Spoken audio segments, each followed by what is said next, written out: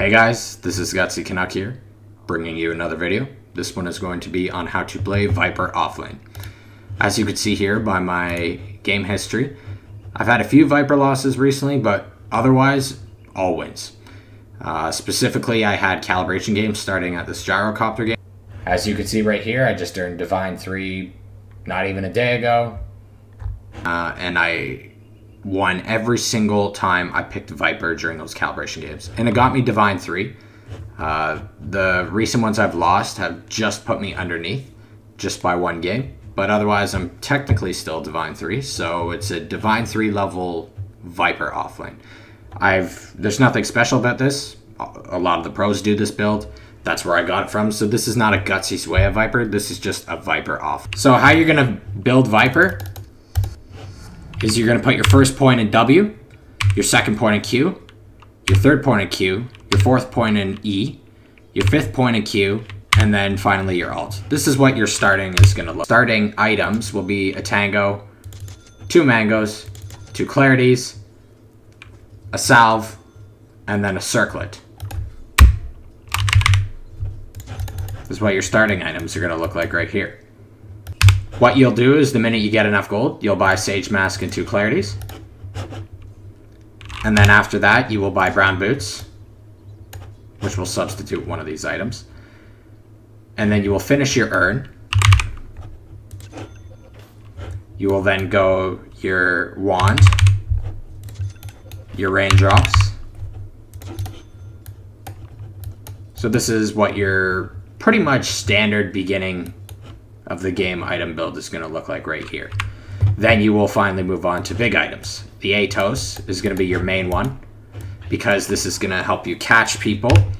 You will then upgrade to Boots of Travels to give you global map presence, which is very dangerous, creating a lot of space for your cores. Blade Mail's next because eventually they're going to want to focus you, but you will have a Blade Mail, so that will not be possible without them taking way too much damage in team fights. And then Scepter. If you are killing people, you are going to Q them first. It's your longest range ability until you have the Scepter. You will Q them, then you'll try and get close and use your ultimate, and then you could use your W. So it'll look like this, and then you just keep using Q. Like that. Obviously, when you have your Atos, that will be your initial starting initiation. Unless they have a teleport, then you're going to save it for their TP, so they can't just TP away from you. But it'll be like this, this, this, this, and then back to just doing this. Talent tree, I like lifesteal, keeps you alive. Health equates to damage with corrosive skin. Viper strike DPS, because when you're fighting heroes, they're probably not going to want to be standing around you too long, so you'd rather do damage, you know, in the cost of one click, aka your ultimate, rather than trying to constantly click on them when they're nowhere in the vicinity. And this one, it doesn't matter. It depends on the situation. Usually Nethertoxin. When your poison attack is maxed, you're going to then max out your corrosive skin. Basically what you're going to be doing is you're going to be gooing every single wave with your next Nethertoxin. I have it on player perspective, which is okay. We'll do player perspective. So you're going to push the wave. You're going to want to chip at the tower slowly each time you do this. The reason why you're Nethertoxing the wave is so that it makes it impossible for the enemies to last hit. You'll see it again here. We're going to slow it down just so you see. You want to position it so that it's clipping the entire enemy creep wave. So no matter where their carry goes, he's going to be standing in it and taking a lot of damage. Slark is essentially a hero that counters Viper because he could take off poison. Jug is another one, Lifesteal is another, Legion's another. Morphling is a tanky hero, so there's a lot of heroes that you can't really kill with Viper, but there's a lot that you'll still be able to kill even though technically you can't kill with them. I find Viper offlane's really strong this patch because there's a lot of heroes like Bristle that have passives that you need to break, or Timbersaw.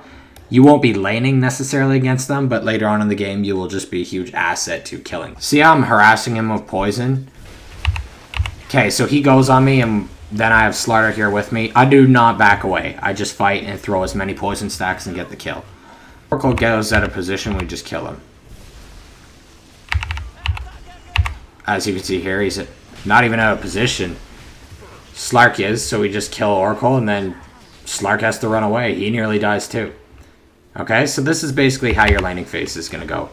Soloing on Viper is pretty much impossible. You need to have a dual offlaner. In this case, I have a Slardar, but it works out. What you do is you push until the tower's dead, which we see down still alive. Right here, tower's dead, and then you go to another lane and you push till that tower's dead. So this time I chose mid. Gonna pick this one, and then after we would go top and push that. That's basically how you play Viper. Don't be afraid to join team fights. As you can see here, I went movement, speed, and mana with a neutral item. We're gonna use this replay. It's a clearly divine game. We're gonna use it as an example. So as you can see here, I have a target, so I'm gonna use Q on him first, which gets me closer to use ultimate, and then I'm gonna drop the W and then lay in the Qs. So remember that order. Q is your longest range until you have Scepter, so you are going to be queuing to follow up with the ultimate and then the Nethertoxin. So this example right here is going to show you how you could get kills without actually finishing the job. So that will be based off of the poison damage, whether they're attacking you with Corrosive Skin or you're getting poisons off through Nethertoxin or poison attack. And also you're going to be using Urn charges offensively. It's very easy to forget Urn charges, and if you do use them, usually it's defensively, as in to heal yourself in the lane, which you will be doing, but you should always have offensive Urn charges too. So always keep an Urn charge on yourself to heal, at least one, and any other one should be considered Urn charges to use offensively or otherwise to heal teammates. But this will be an example of poison adding up over time. So as you can see here, we have a target in mind. My teammates are doing a lot of damage, but we're going to count the poison attacks here. We're going to slow it down. So there's one poison attack. Look at the range. I get a second one, and look, I'm already targeting him for the Urn charge offensively. Get the Urn charge. That's it. He's dead. That's plenty to kill him. There's also a PL illusion that helped out there, but sometimes you don't even have to finish the job. It is advised in case they use a Tango or they have a healing support, but that's usually how you want to do it. So this will be another example.